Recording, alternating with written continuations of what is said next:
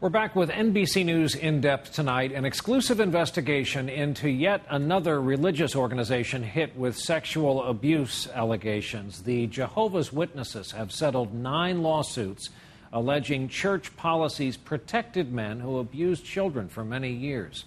In settling, the church did not acknowledge wrongdoing. Now, evidence has surfaced that leaders did know about some of the men, but apparently never informed authorities. Our senior investigative correspondent, Lisa Myers, has our exclusive report tonight in depth. Frederick McLean is among the country's most wanted fugitives, accused of molesting children for almost a decade. His typical victims were young girls, I think starting around 5 or 6 years old. Authorities say McLean, who restored race cars, was a respected leader in this congregation of Jehovah's Witnesses. His role in the church was significant because we believe that his participation in the church gave him access to his victims.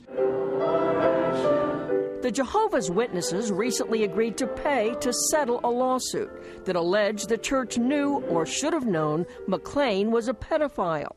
One of 9 similar cases church headquarters settled without admitting wrongdoing.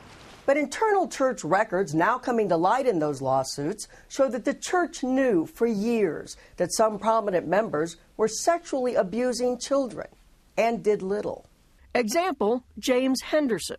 Documents showed the church knew he was abusing kids as early as the 1970s and stripped him of his leadership role for a while, but apparently never alerted police. He was finally arrested in 1994 and went to prison, having molested children for 2 decades. Another church leader, Alvin Hurd, confessed to the church in 1981 that he'd abused 3 children, ages 5, 9, and 11. His local congregation kicked him out and alerted church headquarters. But again, the church apparently never notified police. Hurd, now in prison, admits he molested other children until 2003.